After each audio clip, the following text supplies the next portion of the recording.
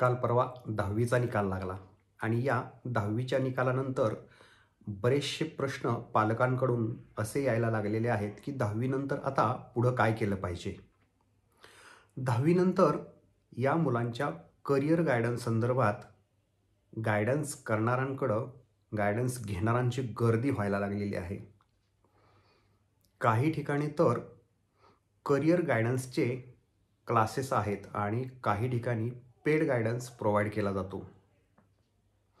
परवा माझ्या बघण्यामध्ये एक रील आली आणि त्या रीलमध्ये असं सांगण्यात आलं होतं की 10वी-12वी नंतर वेगवेगळे कोर्स करणाऱ्यांना नोकरी तर नाही, मग शाळेमध्ये कॉलेजमध्ये नापास का करतात.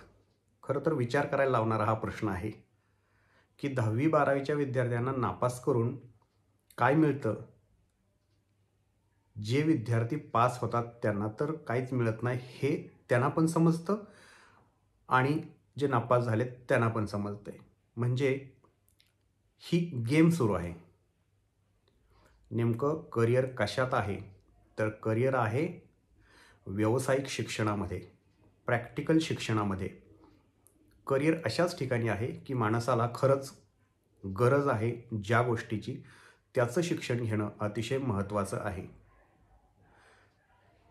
मला तर असं वाटतं की व्यावसायिक शिक्षण हे 8वीपासून द्यायला पाहिजे. पालकांनी स्वतः या गोष्टीचा पुढाकार घ्यायला पाहिजे आणि पालकांनी स्वतः या करिअर संदर्भात जास्तीत जास्त जागृत राहून मुलांना शिकवलं पाहिजे. त्यांच्या मनातली भीती घालवली पाहिजे. त्यांच्या मनामध्ये न्यूनगंड जे तयार होत आहेत ते तयारच होऊन आहेत म्हणून आयुष्याच्या वेगवेगळ्या टप्प्यांवरती छोटे छोटे व्यावसायिक कोर्सेस दिले पाहिजेत. शिकलेल्या मुलांना बँकेमध्ये गेला तर चेक लिहिता येत नाही, RTGS करता येत नाही, NEFT करता येत नाही, करन्सी एक्सचेंज करता येत नाही. पोस्टामध्ये गेला तर पोस्टाच्या फॅसिलिटी वापरता येत नाहीत. RD म्हणजे काय हे सांगता येत नाही. रेल्वेची विमानाची तिकीटं बुक करता येत नाहीत. ऑनलाईन पैसे पाठवताना आज पण आपल्यातले काही लोक ₹1 पाठवून बघतात. पूर्वी ज्या अकाउंटला पैसे पाठवून झाले आहेत, पैसे पाठवणं सक्सेस झालेलं आहे, त्याच अकाउंटला पुन्हा एकदा ₹1 पाठवून बघतात. म्हणजे लिटरसी, सुशिक्षितपणा हा वेगळाच आहे. जनरल शिक्षणाची आणि व्यावसायिक शिक्षणाची आणि औपचारिक शिक्षणाची ही सांगड घालून शिक्षण दिलं गेलं पाहिजे. मुलांमध्ये नाहीतर नाराजीचा सूर उमटतो. सरकार तरी काय करणार, किती नोकऱ्या देणार, नोकऱ्या किती आणि शिकून बाहेर पडणारी मुलं किती हे सुद्धा प्रमाण समाजामध्ये प्रकर्षानं समजावून दिलं पाहिजे. देशातील नोकरीच्या सोबतच परदेशातील कोणकोणत्या नोकऱ्या या भारतातील, महाराष्ट्रातील मुलांना मिळू शकतात याचं गायडन्स झालं पाहिजे. आर्थिक शिक्षण ही काळाची गरज आहे. कारण सर्व काही जे आहे ते समाजसेवेच्या सोबत देशाला आदर्श नागरिक तर मिळालेच पाहिजेत, परंतु त्याच्यासोबत आर्थिक सुबत्ता आणि लाईफमध्ये फ्रीडम मिळालं पाहिजे. वयाच्या 58व्या, वयाच्या 60व्या वर्षी रिटायर होण्यापेक्षा वयाच्या 40-45मध्ये रिटायर होऊन आनंदानं आयुष्य जगता आलं पाहिजे. नवीन शारीरिक व्यायामाचे, शारीरिक शिक्षणाचे, शारीरिक आनंदाचे, मनमुराद खेळाचे कोर्सेस डेव्हलप होण्याची गरज आहे. आता आपण गल्लीबोळात बघतो आहे की नीट, JEE याची प्रिपरेशन करणारे कोर्सेस लाखो रुपये फी आकारतात. किती विद्यार्थ्यांना त्याच्यामध्ये चांगल्या ठिकाणी ॲडमिशन मिळतं आणि बाकीचे विद्यार्थी काय करतात? बाकीचे विद्यार्थी क्लासची फी भरतात फक्त. ज्यांनी फी भरून यश मिळवलं त्यांना त्याचं काही वाटत नाही, परंतु ज्या पालकांनी अपेक्षेनं अशा कोर्सला घालवलं होतं त्यांच्या पदरी काय येते तर निराशा, पैसे घालवून. अनेक वेळा हे पालक कर्जबाजारी होतात. अपेक्षांचं ओझं त्या मुलांच्या डोक्यावरती असतं आणि कर्जाचं ओझं बापाच्या डोक्यावरती असतं. मग इथं या पालकांना आणि मुलांना गायडन्स कोण करणार हा खरा प्रश्न आहे.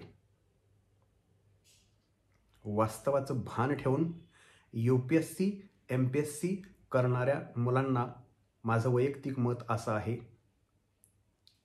की त्यांची ए साईड प्लॅन ए जर MPSC UPSC सारख्या कॉम्पिटेटिव्ह एक्झाम असतील की ज्याचा रेशो अतिशय कमी आहे त्याच्यासोबत बी प्लॅन हा केलाच पाहिजे.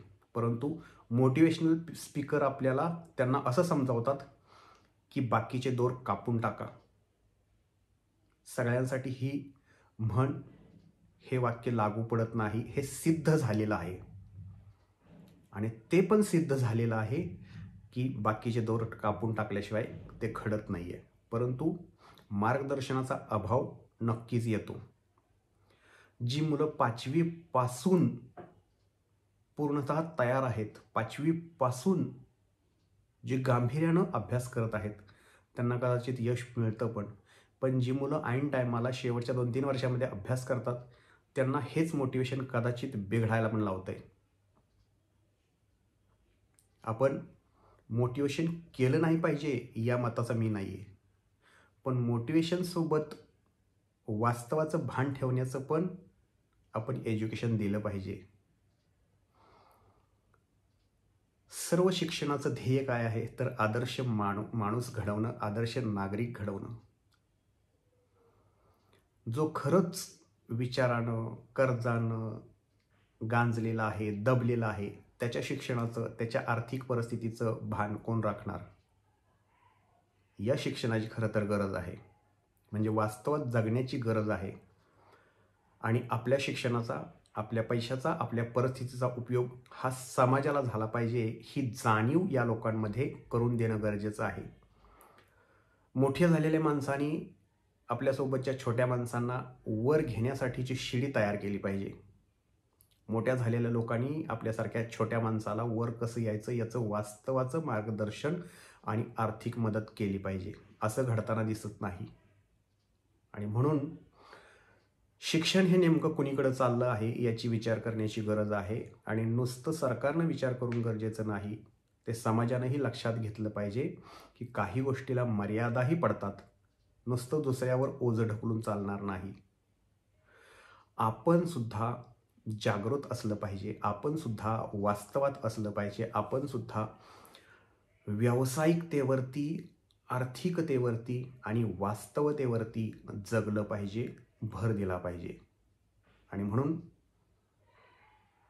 साध्या साध्या गोष्टी या प्रॅक्टिकलमधून पहिल्यापासून शिकवण्यात आल्या पाहिजेत की ज्याचं मी उदाहरण दिलं होतं की तुम्हाला बँकेतली साधी साधी कामं करता येत नाहीत, मोबाईलमधले साधे साधे सेटिंग्स तुम्हाला करता येत नाहीत, नवनवीन येणारे ॲप तुम्हाला वापरता येत नाहीत. जमाना AIचा आहे, प्रत्येक गोष्ट AIनं होते. आणि एखाद्याला AIनं केलेली गोष्ट जर करून दाखवली तर त्याला जादू केल्यासारखं वाटत आहे. म्हणजे ती लोक या वास्तवाच्या दुनियापासून खूप लांब आहेत आणि आपण अशिक्षित आहोत हे भान ठेवायला हवं. तुम्हाला लिहायला वाचायला येतं, आताच्या जगात तुम्ही अशिक्षित आहात. आताचं जग हे AIचं आहे. आताचं जग हे एक पाऊल पुढं आहे. तुम्ही चालत असाल हे जग पळत आहे, तुम्ही पळत असाल हे जग स्पीड पकडलेलं जग आहे. त्याच्यामुळं जगताना, वास्तवात जगत असताना इतरांचा भान ठेवून जगलं पाहिजे. वास्तवात जगण्यासाठी जे काही करायचं आहे ते केलं पाहिजे. नुसतं शिकून सरकारवर अवलंबून राहण्यापेक्षा सरकारच्या सोबत आपण नेमकं काय आहे, कसं आहे, जग कुठं चाललं आहे याचं भान ठेवून सहकार्य केलं पाहिजे.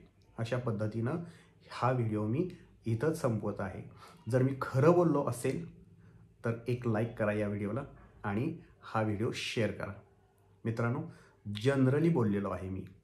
आणि करिअर गायडन्स संदर्भात येत्या 2 दिवसामध्ये माझा सुद्धा एक व्हिडिओ येईल की जनरली सहज कुणाला कुठं जाणं शक्य आहे असे कोर्सेस मी सुचवेन, जे समाजापासून खूप दूर आहेत, माहितीच नाही, परंतु सहज करण्यासारखे शक्य असणारे कोर्सेस आहेत.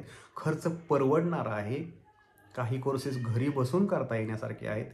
काही कोर्सेस खूप पैसे घालवून करण्यापेक्षा पॅरलल कोर्स केला तर पगार तेवढाच मिळतो, इन्कम तेवढाच मिळतो. हे समजावणारे कोर्सेस मी येत्या 2-3 दिवसामध्ये तुम्हाला करिअर गायडन्स संदर्भातल्या माझ्या व्हिडिओमध्ये मी तुम्हाला समजावून देईन. कसा वाटला व्हिडिओ?